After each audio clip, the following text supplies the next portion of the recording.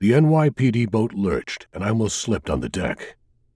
The waves made a monotonous slapping sound against the boat's hull, like an uneven drumbeat as we cut through the choppy water.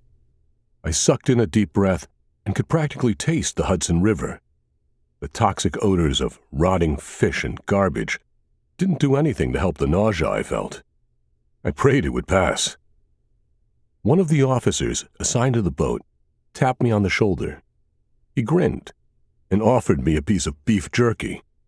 "Very funny, asshole," Detective Terry Hernandez said as she snatched the jerky from the smirking cop and gave him a shove. "We're here to work.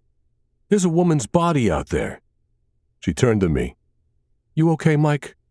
"Never better. Fresh air, the sea. Who could ask for more?" She smiled and said, "That's called karma for all the pranks you've played." Terry was trying to distract me. That's why I like working with her.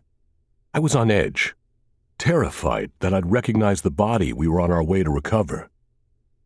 Suzanne Morton, a friend of my oldest daughter Juliana, had gone missing 3 weeks ago.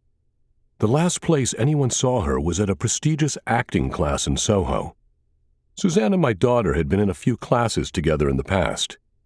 The NYU sophomore kept a busy schedule, but never missed an acting class. She had been a good influence around my house, encouraging my younger daughters to pursue their passions. I'd spent hours with Suzanne's parents. I had first met them 6 months ago when we attended a short play both the girls were in. Since Suzanne's disappearance, they'd asked me over and over again what the NYPD was doing to find their daughter. I understood.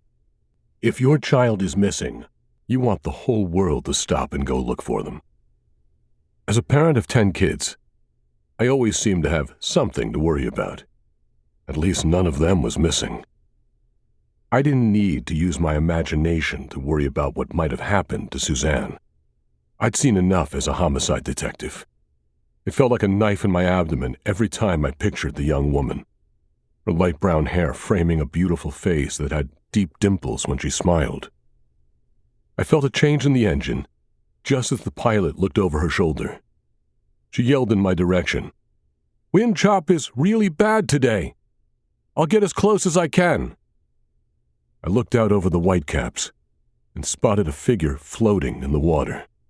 A second boat, a Zodiac inflatable hull outboard, discharged a diver.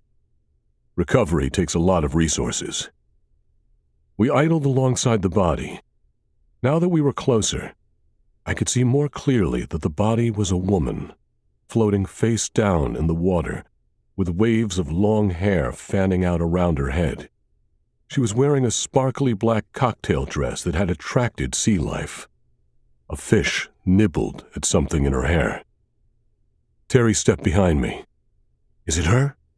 Salt spray stung my face as I watched the grim procedure to recover the body. I shrugged. "Can't tell yet."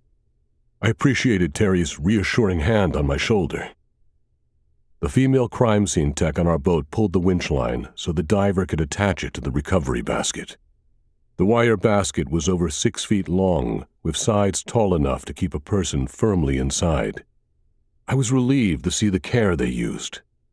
They didn't know about my possible connection to the victim. They were just professionals. Against all sound judgment, I stepped closer for a better look.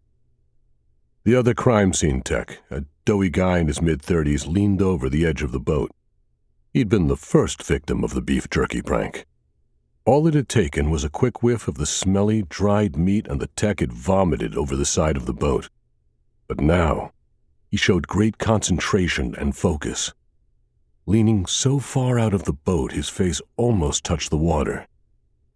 I heard a helicopter in the distance. When I looked up, I noticed it was a news helicopter. I hoped to God they didn't try to get too close and film the body coming onto the boat. I couldn't imagine a family ever seeing that on TV. But reporters continue to amaze me. I heard one of the crime scene techs say they were bringing the body on board. I took a deep breath and steadied myself.